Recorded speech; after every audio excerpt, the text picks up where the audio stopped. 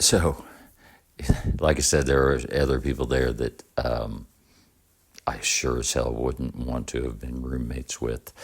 I really, I don't know how they, I don't know if they kind of, now that I think about it, I wonder if they kind of, because within the unit, they're basically like, there's one side and then the other side separated by the nurse's station, which has a nurse on each side to attend to the people who reside on that side.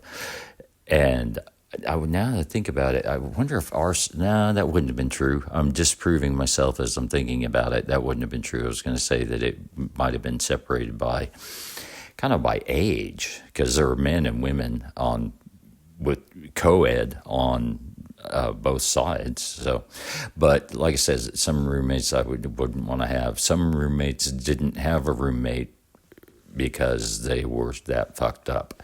And I was sitting there in the chair when they brought this guy in, and I immediately thought, I mean, he looks like if Billy Idol had big eyes, had shocked himself to where his hair stood up tangled and mangled. I don't know. I don't know. Maybe he kind of looked like a young Johnny Rotten or something. But they brought him in, and I immediately looked at him and I thought, no, he's not well. He's not well. And he wasn't well. He demonstrated that almost immediately by yelling and screaming when they sat him down in the chair. And I mean, shit, pissed off and out of his gourd. And the guy, I feel like the techs sometimes didn't respond to things quickly enough or enough. But I mean, no one was ever well, I don't know if they were in physical danger or not. I felt I was. I said, oh, yeah, shit, I forgot about that part of the story. But the kid's probably, it looks like he's 18, something, 19. And immediately starts going off. And the tech who's working is black. And he's the one that sat him down. And the guy starts screaming at the tech, I hate all you fucking N-words. All N-words should belong in hell, and they'll smash your bones. And I mean, he's shouting. I mean, the guy's not looking at him, but he's standing like 6 feet away. He's closer to him than I am. And the guy takes it well. I'm sure he's heard it before from crazy fuckers.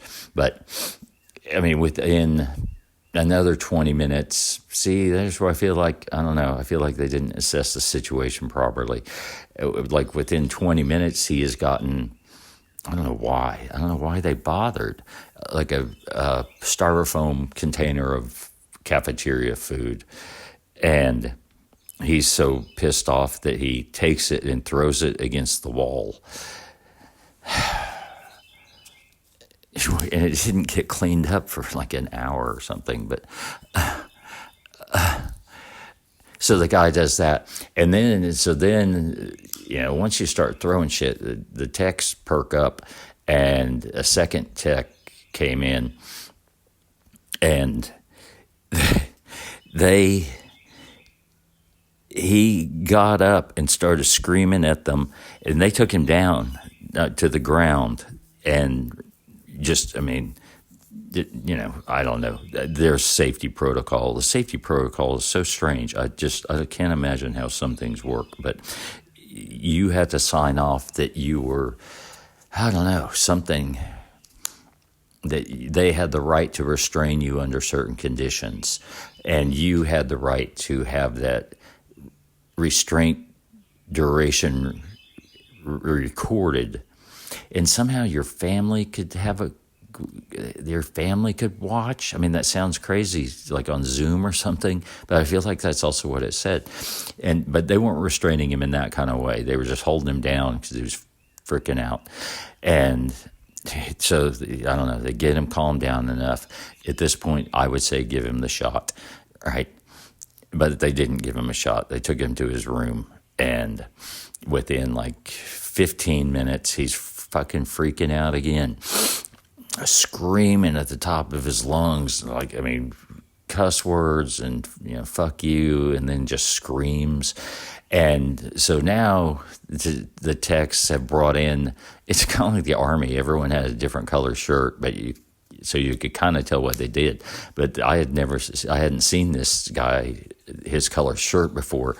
I'm just going to say this real quick. I'm watching this Google screensaver, and